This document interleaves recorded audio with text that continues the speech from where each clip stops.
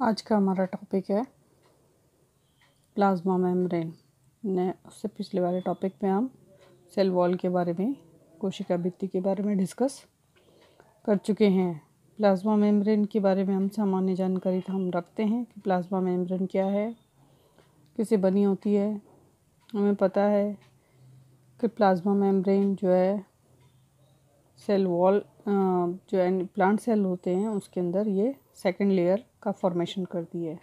Outer cell wall और inner के अंदर प्लाज्मा मेम्ब्रेन। एनिमल सेल के अंदर ये डायरेक्ट ही फर्स्ट मेम्ब्रेन का वर्क करती है। प्लाज्मा मेम्ब्रेन जो है वो एक लिविंग सेल के रूप में देखी जाती है, क्योंकि इसका कनेक्शन जो होता है वो डायरेक्ट ही प्रोटोप्लाज्म से कनेक्टेड होती है। और इसके अंदर जितना भी जो मटेरियल होता है वो प्रोटोप्लाज्म से कनेक्ट होने के कारण उससे मिलकर बना होता है। हम प्लाज्मा मेम्ब्रेन के बारे में देखें तो इसकी जो थिकनिंग होती है या ये जो बनी होती है वो लिपोप्रोटीन की बनी होती है। प्रोटीन, लिपिड्स और प्रोटीन। यहाँ पर अगर हम इसकी थिकनिंग देखें तो ये 60 से एंगस्ट्रॉम से लेकर 105 एंगस्ट्रॉम की जो है इसकी मोटाई होती है।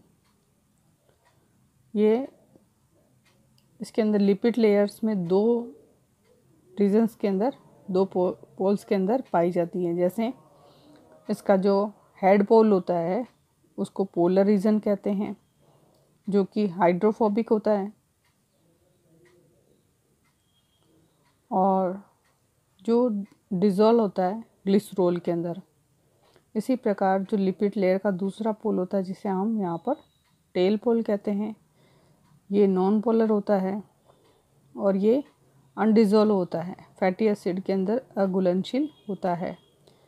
इस सिरे को हम यहाँ पर हाइड्रोफोबिक पार्ट कहते हैं। पोलर पार्ट को हाइड्रोफिलिक और टेल पार्ट को हाइड्रोफोबिक पार्ट कहा जाता है।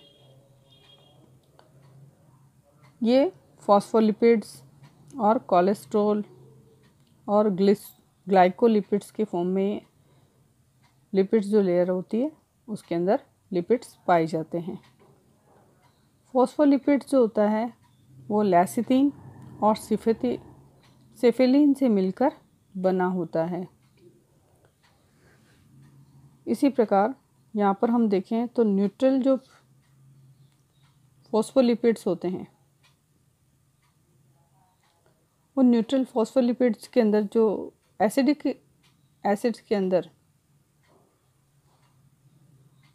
नेगेटिवली चार्ज होते हैं, फॉस्फोलिपिड्स जो होते हैं नेगेटिवली चार्ज होते हैं, उसके अंदर जो लिपिड प्रोटीन्स होती हैं वो इंटीग्रेटेड प्रोटीन्स के साथ जुड़े रहते हैं और उसके अंदर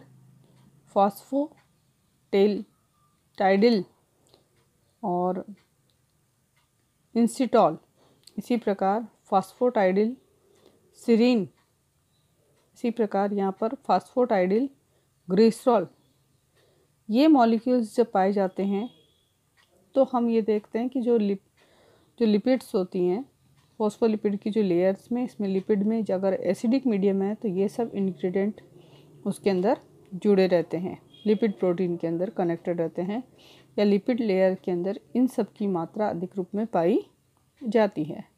दूसरे रूप में देखेंगे अगर इलेक्ट्रिक चार्ज इस प्लाज्मा मेम्ब्रेन पे नहीं है तो वो लेयर जो है वो लिपिड लेयर्स के बीच में कोलेस्ट्रॉल के साथ में बनी होती है।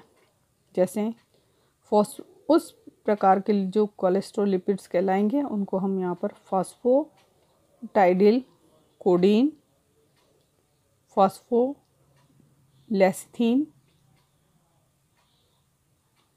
और लेसिथिन, फॉस्फोकोडीन, फॉस्फोटाइडिल, इथेनॉल, इसी प्रकार यहाँ पर इथेनॉल एमीन, इस प्रकार के जो कंपोनेंट्स हैं वो इलेक्ट्रिक चार्ज जब उसके अंदर प्रेजेंट नहीं होगा तो इस प्रकार की जो लेयर्स होती हैं उनको हम न्यूट्रल फॉस्फोलिपिड्स लेयर्स कहते हैं। तो यहाँ पे जो फॉस्फोलिपिड्स की जो लेयर होती हैं वो 2 टाइप की फॉस्फोलिपिड्स लेयर्स के अंदर प्रेजेंस होती है, एक नेगेटिव और दूसरी न्यूट्रल। न्यूट्रल में कौन कौन से लिपिड्स के साथ साथ एलिमेंट्स पाए जाते हैं उनके बारे में हमने डिस्कस किया, और नेगेटिव चार्ज लिपिड्स के अंदर कौन कौन से एलिमेंट्स पाए जाएंगे उसके अंदर हमने डिस्कस किया। नेक्स्ट जो है प्रोटीन किस तरह के पाए जाते हैं। अब तक हमने लिपिड्स के बारे में देख लिया कि प्लाज्मा मेम्ब्रेन में पाए जाने वाले जो लिपिड्स होते हैं वो कैसे कैसे होते हैं। अब है प्रोटीन। एक पेरिफेरल प्रोटीन्स पाए जाते हैं जो परिधि की ओर होते हैं, जो आउटर साइड पर होते हैं, जिसे हम एक्सट्रिंसिक प्रोटीन या बाह्य प्रोटीन भी कहते हैं। दूसरे प्रकार के जो प्रोटीन होते हैं उनको हम इंटीग्रा या अंतः इंट्रिंसिक प्रोटीन भी कहते हैं।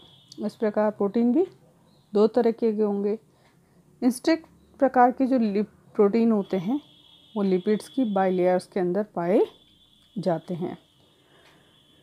एक्सट्रिंसिक प्रोटीन जो होते हैं वो प्लाज्मा मेम्ब्रेन की आउटर सरफेस पे पाए जाने वाले प्रोटीन होते हैं। ये हाइड्रोजन बॉन्ड और इलेक्ट्रिक स्टैटिक बॉन्ड्स के द्वारा जुड़े रहते हैं। एग्जाम्पल है जैसे CATPs व स्टेप्ट्रीन हाइड्रोफोबिक साइड चेन में ये उपस्थित रहते हैं। इसी प्रकार अंतर्भित्ति में पाए जाने वाले इंट्रिंसिक प्रोटीन कैसे होते हैं, ये जो होते हैं वो पोलर हेड की सतह के ऊपर और नॉन पोलर जो अंदर की ओर पाए जाते हैं कि हाइड्रोफोबिक साइड के अंदर ये प्रेजेंट्स होते हैं। ये वाटर में सोल्यूबल होते हैं। इसी प्रकार ये साइटोक्रोम, ऑक्सीडेज और रोडोप्सिन टाइप के जो इसके अंदर सिस्टम है वो पाए जाता है। एंजाइम्स हैं वो इसके अंदर पाए जाते हैं। इसी प्रकार इसमें लिपिड्स लेयर के अंदर कुछ कार्बोहाइड्रेट्स भी पाए जाते हैं। जैसे कार्बोहाइड्रेट्स के अंदर ग्लाइकोप्रोटीन्स जो है, इसी प्रकार ग्लाइकोलिपिड्स के रूप में इसके अंदर प्रेजेंट होता है जो कि हेक्सोज और फ्यूकोज फॉर्म के अंदर पाए।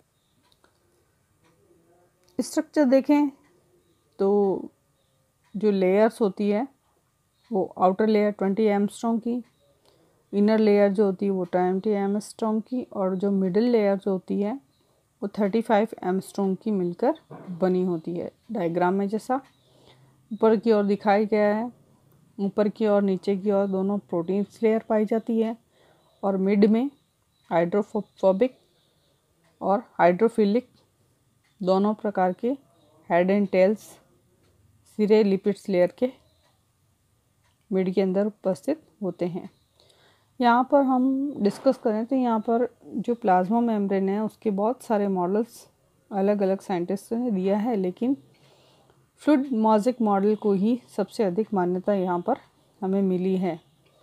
तो जो फ्लूइड मोज़ेक मॉडल है उसे यूनिट मेम्ब्रेन या फ्लूइड मोज़ेक मॉडल भी कहा जाता है। ये सब हमने पहले प्रीवियस चैप्टर्स के अंदर पढ़ चुके हैं, फिर भी हम यहाँ पर थोड़ा लाइटली डिस्कस करते हैं। ये इस मॉडल को S.J.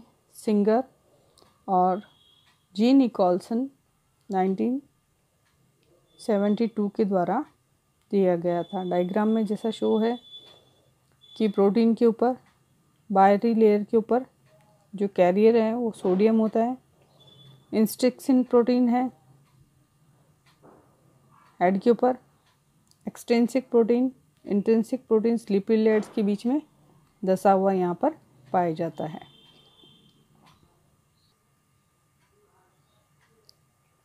जैसा कि डायग्राम में हमें शो हो रहा है।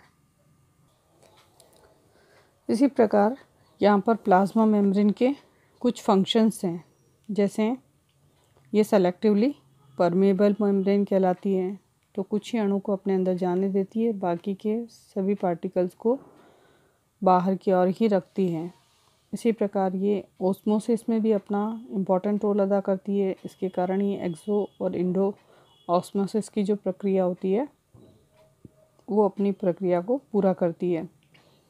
ऐसा हम प्रीवियस चैप्टर्स के अंदर इन सब टॉपिक्स को डिटेल में पढ़ चुके हैं। इसी प्रकार यहाँ पर पैसिव डिफ्यूजन्स, जिसके अंदर किसी प्रकार का एनर्जी का कंज्यूमेंस इसके अंदर नहीं होता है। दूसरा होता है कि एक्टिव ट्रांसपोर्ट, जिसके अंदर एनर्जी की मॉलिक्यूल्स को ट्रांसपोर्ट करने के लिए एनर्जी की आवश्यकता होती है, और जो एनर्जी होती है वो प्लाज्मा मेम्ब्रेन में एटीपीज़ के रूप में कंज्यूम होती है। और इस ट्रांसपोर्ट के लिए जो प्रोटीन्स की जो लेयर्स मॉलिक्यूल्स होते हैं, वो प्रोटीन्स के जो मॉलिक्यूल्स होते हैं वो मॉलिक्यूल्स डबल चेन के रूप में पाए जाते हैं। ये जो मॉलिक्यूल्स हैं वो बाइंडिंग फॉर्म में दोनों सतह के आर पार खुलते हैं। मॉलिक्यूल्स के अकॉर्डिंग ये अपने शेप और साइज़ को चेंज करते हैं, और इन मॉलिक्यूल्स का ट्रांसपोर्ट हो जाने के बाद अपनी वापस स्थिति के अंदर ये आ जाते हैं। इसी प्रकार अंदर दूसरी और होने वाली प्रक्रियाओं में फेगोसाइटोसिस, पिनोसाइटोसिस, और इसके अलावा बायोजेनेसिस ऑफ सेल ऑर्गेनेल्स, यानी कि इसकी उत्पत्ति कैसे हुई है उसके बारे में हम पढ़ चुके हैं। इसी प्रकार ऑक्सीडेटिव और फास्फोराइलेशन जैसी प्रक्रियाएं जो होती हैं वो प्लाज्मा मेम्ब्रेन के अंदर संपन्न होती है। नमा टॉपिक है, नमा काम है इसके अंदर मैकेनिकल सपोर्ट। 10वां है रीजनरेशन, जहाँ भी कहीं भी टूट फूट होती है बॉडी के अंदर तो ये रिपेयरेशन का काम करती है। स्पेशलाइजेशन में देखें तो 2 सेल के बीच वाले स्थान जिनमें कि साइटोप्लाज्मिक फिलामेंट्स निकलते हैं उन्हें हम टोनोफाइब्रिल्स कहते हैं। यह डेस्मोसोम्स भी कहलाते हैं। क्या काम करते हैं? ये सेल को सपोर्ट करने का काम करते हैं। इस प्रकार आज का हमारा टॉपिक कंप्लीट होता है, सेल मेम्ब्रेन।